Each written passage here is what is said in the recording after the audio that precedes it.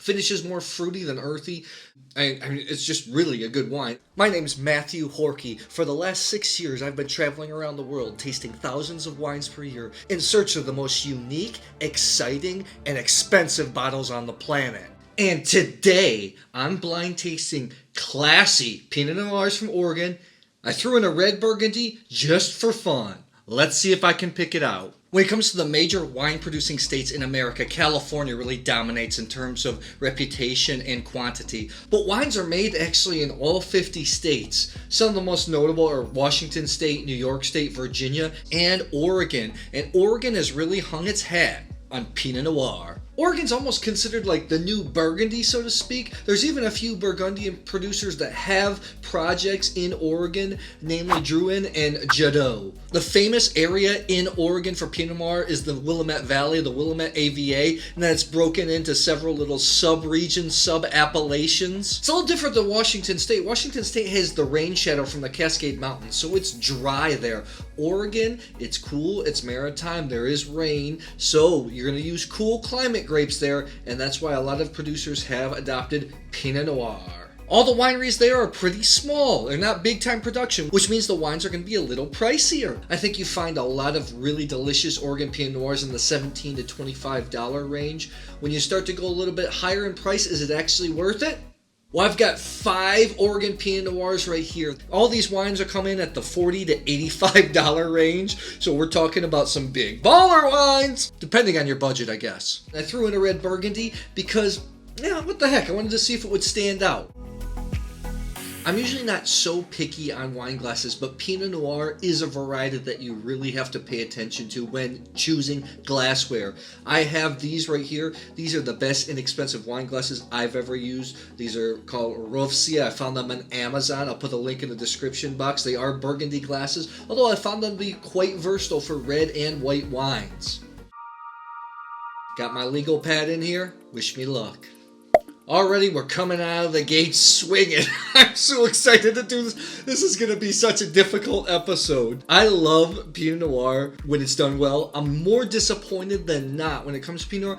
But I have to say, in general, I'm usually less disappointed with New World Pinot Noir. More specifically, those from Santa Barbara County, Sonoma are solid. It's not quite my style. And ones from Australia can be absolutely divine. New Zealand as well, producing some beautiful stuff. Wine 1 just smells like strawberry, rhubarb pie, earth, and pepper. Reminds me of being in my grandma's house. It really does. Really get that earth, just beautiful. Coming out of the gate swinging here. Already got some good length. There's a little bit of tannin. I wonder if they're using stems in this Pinot. But there's this beautiful sourness, this red fruit sourness. Finishes more fruity than earthy. I mean, it's just really a good wine. And all these wines are on the younger side. Pinot Noir really starts to develop, unfurl with bottle age. I think that's a heck of a start. Wine number 2.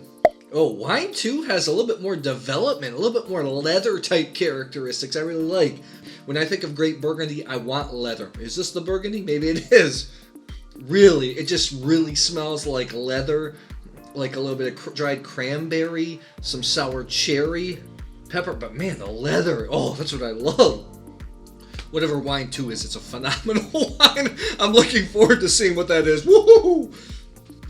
That was a heck of a start. Wine 3 has a little bit of this, a little bit of volatile acidity. When your volatile acidity goes a little bit too high, you're moving into like the vinegar phase, because wine ultimately wants to turn into vinegar slowly over time. Not saying that this wine is vinegar, but you'll pick it up on different types of wines. I usually associate it with more European wines, although you can find it all over the world. When you blow it off, there is some nice strawberry, red raspberry type flavors. Not a ton of earthiness though. Wow, this wine has a lot of tannin, the stuff that makes your mouth go. And for that reason, I might think that this might be the Burgundy. I don't know, the volatile acidity, a little more tannic grip. In general, American Pinots tend to be a little bit more softer, a little bit more rounder. I think it's good, but we'll keep an eye on it. Wine 4 is the most floral out of the bunch. It's so many. Pinot Noir is so complex. The grape produces wines with so many subtleties. I think that's why people really love them, because of the complexity and the relative ease of drinking them when they're young. Pinot Noir is known for being vegetal. This is the most floral and quote-unquote vegetal on the finish. You really do get kind of like some green type flavors. I'm not saying that in a bad way. There's a lot of people that like that. I personally like that. You still have fruit. It's just not a fruity explosion on the back end. This is really making me think, actually. This is hard. Pinot Noir is one of the most difficult wines to blind taste, especially when you get into mid-range to more expensive wines. There's so many subtleties to look for. You really can miss out on a lot of things. Wine 5 is the earth. It's so funny because wine 1 was the fruitiest. Wine 2 is the most leathery. Wine 3 had, like I said, some of the most volatile acidity. Wine 4, it was most floral. Well, wine 5 just has the most earthy notes. Just tons of earth, mushroom, sour cherry. Wine 5 is incredibly earthy and it has a spiciness, really kind of peppery notes on the back end. Now I'm confused. I thought maybe the wine 3 would be the Burgundy, but maybe now wine with this earthiness. Oh, I don't know. This is not a wine for everybody because it's not fruity. It's up front. Wine people like me are gonna really love it. There's a lot of stuff to search for and look for in here. I really like it a lot. It's good wine. Good. And this wine's not ready to drink yet. This wine is wine that needs to be aged. Wine 6 just shows balance. It just smells round, a little bit denser, a little bit riper. Some. You know, when I think of, when I in Pinot Noir, usually I want red fruits, like red raspberry, strawberry type flavors. This has more cherry, even dried cherry type flavors with a little leather, touch of mocha, maybe a little bit of baking spice. This is super complex too. Wow, wine 6 is good.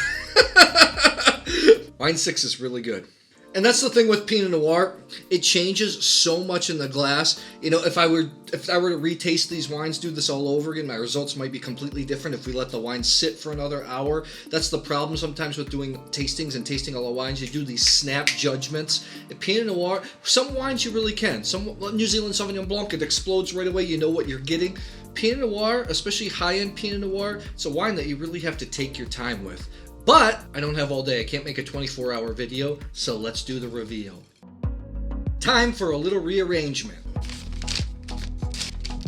Okay, all of these wines here. All these wines well cleared 90 points for me in terms of my palate.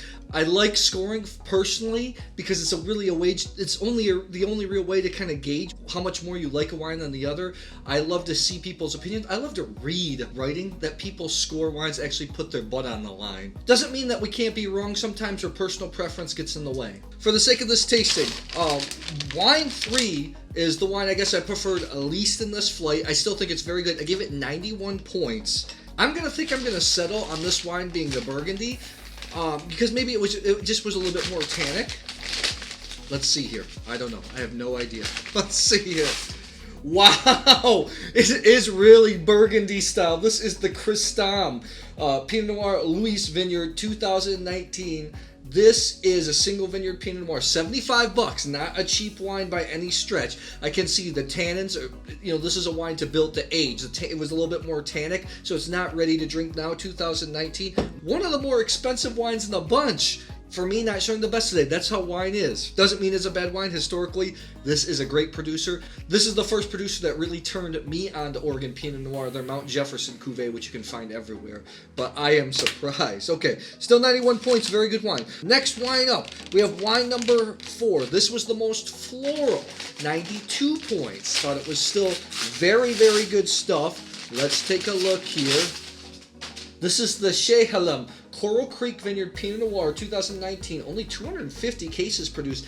$50, 92 points. I think this is very good. This is, like I said, just really pretty, really floral. Good stuff. Chehalem, this is all estate fruit, single vineyard. I think this is a single vineyard wine. Yeah, the oldest estate vineyard.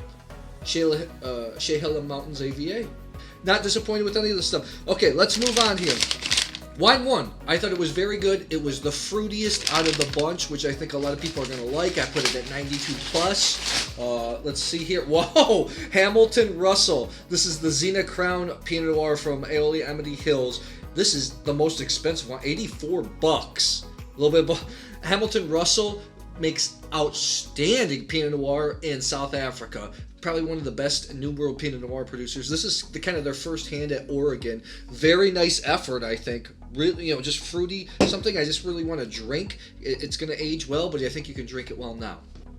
Okay, let's go. Wine 5 right here. I had this as the earthiest wine out of the bunch. So I had a difficulty. I didn't know if maybe wine 3 or this one, wine 5, was the Burgundy. Maybe because this is earthier, this ends up being the Burgundy. We'll see, or maybe not. I have no idea whatsoever. Let's take a look here. It is not. It is the Apolloni Family Reserve Pinot Noir 2015. It has a little bit of age on it. $50. Really nice play. Remember, this is a wine. I actually went back until I tasted the last wine. I was like, wow, this might be right up there with one of my favorite wines of the tasting. They sent me a couple of wines that actually I was really impressed with. Small producer. I've never heard of Apolloni before, so I think there's something to seek out. I think their basic Pinot Noir is outstanding. I had this at 93 points, the Apolloni. Wine 6, 93 plus points. It's just balanced. It's just a really enjoyable Pinot Noir. Let's take a look here. This is the Stoller Family Estate Reserve 2018 Pinot Noir. Dundee Hills, $50. Really good wine. Stoller, their estate, they have one of the biggest blocks in Oregon, just a single vineyard. This I thought was really good. I've been really impressed with their stuff, especially their entry-level Pinot Noir. I think this is really good, worth seeking out. Number 2 was the wine I liked the best. I had 94 points, and it was the most leathery. And what I wanted in Burgundy, and look at it is the Albert Lefebvre. This is the L'Etoile Follow Pomar 2018, $45. This is the wine I just bought and randomly threw in, and look, it ended up winning the tasting. So some things here, all the wines are outstanding. Or the top-end Oregon Pinot Noirs are going to be a little bit pricier, so you got to know what you're getting into. They're more collector wines. They're wines that are probably going to show better with time. But it was really cool in this tasting that every single wine showed something a little bit different. I'd love to know, do you like Oregon Pinot Noir? Do you have any favorite producers? Do you think it compares to Burgundy? If so, what village? Thanks a lot, and I'll see you in the next episode.